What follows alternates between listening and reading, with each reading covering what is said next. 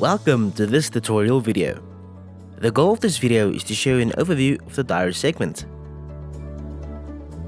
The diary screen can be accessed from various places within the system by clicking on the navigation wheel and selecting the diary segment. For more information on the navigation wheel, please refer to the navigation wheel user manual linked in this video's description. Now we will go over all the tabs found within the diary segment. Please note that this is the default setup of the segment and the diary bar items can be customized to the needs and preferences of the practice. For more information on the customization of the segment, please refer to both the general settings and navigation wheel settings user manuals linked in this video's description. Diary, which is an electronic diary, enables you to efficiently manage the practice, practitioner schedule, and patient's appointments. It records all daily activities including bookings, transactions, and events organized by time slots. For more information regarding the Diary tab, please refer to the overview of the Diary user manual linked in this video's description. Click on the Theatre Manager tab.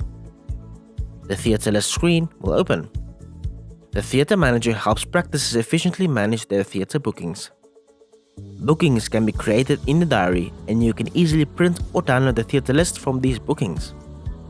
For more information regarding the Theatre Manager tab, please refer to the Theatre Manager Overview user manual linked in this video's description. Click on the Dashboard tab. The dashboard screen will open. An overview of the statistics of all the reports that are available for the practice or practitioner can be viewed from the dashboard screen. For more information on how the dashboard works, please refer to the Reports user manual linked in this video's description.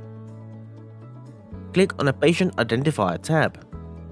Patient Identifier screen will open. The Patient Identifier serves a convenient means to verify the patient's identity. To enable the system to recognize their facial features, patients should already have an account with their photo uploaded to the electronic record. For more information on how the Patient Identifier works, please refer to the Patient Identifier user manual linked in this video's description. Click on the Close button to exit the Patient Identifier screen. Click on the Clinical Reports tab. The Clinical Reports screen will open. From the Clinical Reports screen, the practitioner will be able to access summaries of various clinical documentation and reports.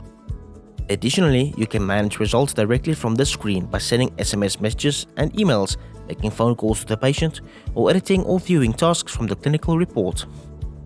For more information on how the clinical reports work, please refer to the Clinical Reports user manual linked in this video's description. Click on the Hospital Round List tab. The Hospital Round List screen will open.